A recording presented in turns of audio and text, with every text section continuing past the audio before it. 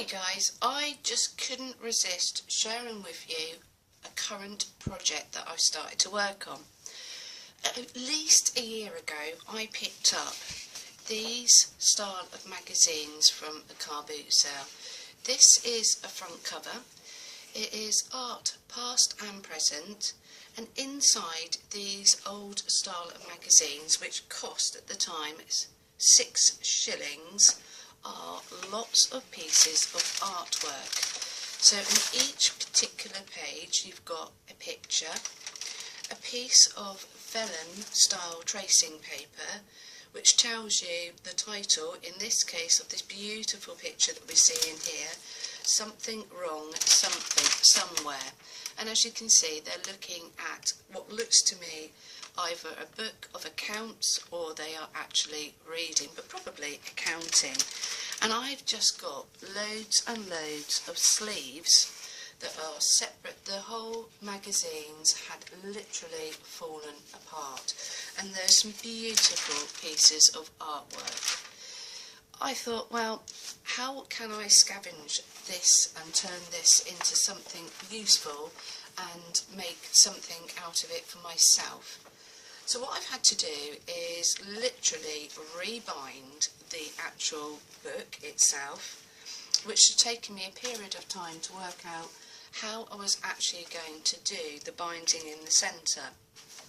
Now in my collection I've made a lot of fabric paper, and this is what I've done to the actual spine of this. So this is 100% cotton and tissue paper, and it's approximately 2.5 inches wide, and I've literally covered 4 pictures in the same manner. So I've taken 4 sleeves, so there are 4 pictures here that I've had to glue down and make sure that each one of their tracing paper has been, you can see the age where it has been laying in a pile for so long that you can actually see the colour differentiation between. And I just wanted to scavenge these pieces of artwork. Absolutely can't afford to let these go. Now I'm not too sure if I'm going to decorate each particular page or if I'm going to leave these particularly plain, but this is my way of making sure that I really scavenge and that I can make the most of these particular pictures. I could frame them. It's been said in the past about actually putting them in picture frames, but like everything, my home is small, and as much as I would adore having all of these items in picture frames, I'm afraid I can't because of the style of my home. So I have literally chosen 4, bound them with literally fabric paper. You can see some of my tea bag art which I've just run along, and this yet again is because this tracing paper had got ripped or had been written on. It's not sewn in, this signature. I purely want to share with you as I go through the process. I've now taken some coffee stained paper, and this is like account paper here. I've put in the top a little mixture of plaited tea bags as a little tuck spot. I've got these wonderful, beautiful gift bags which were coffee stained. I've now kept one of my latex paws down here with the butterflies, which has got this cheesecloth, just to add some more definition. You can see that I've run a more fabric paper down the outside, and also when I originally done it, it was much whiter, and so I had to get some watercolour out yesterday, and I hit it with this with darker black. Actually I thought it was a dark green, but as I carried on working into the tissue paper it was very obvious it was a more black, and that was just to take the pure whiteness that I had originally developed to give it a little bit more of a grungy look. I've got some fabric here which I stamped with some distress ink, which has got wasps and bees over it. I've got the plastic, the latex paw doilies here.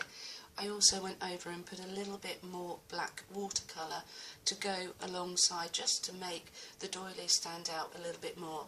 Because I'm quite a distance away obviously here from you, and this is a large project that's going on.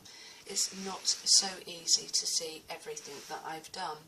I've also got up here my butterflies from my latex pool, and you can see this is going to be like a belly band, and because it's got that that durability, I'm not too sure if it's going to work as a tuck spot, if I'm going to put embellishments along the outside, if I'm going to hang tags, if I'm going to punch holes in.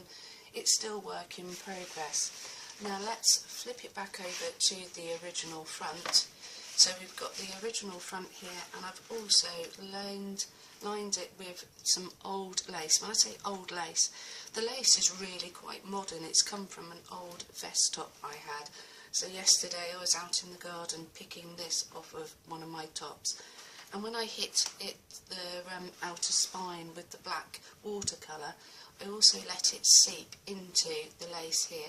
Didn't want it all the way over to the very end, but I've just allowed a little bit of grunginess to sort of like define this lace as well.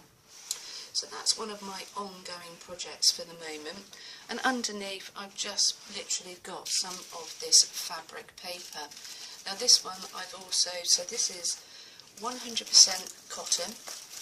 And you can see tea bags as well, because I wanted to actually put a layer of tea bags, which you can see round tea bags straight onto the cotton fabric, and then this is covered with this very thin Paper Mania tissue paper. And this is the style of tissue paper that I was cutting up to make the actual spine. I've also placed another section of lace onto the actual back of the book, and as you can see I've kept the original back and the original front. Right guys, I shan't bore you anymore, but as this project develops we'll see if I can place tags in. The back currently is still a plain back, and I'm going to see what I can do today to enhance this, and then I'm going to try and keep this one in my collection with lots of wonderful bibs and bobs for myself. I'll catch up with you later guys. Bye bye.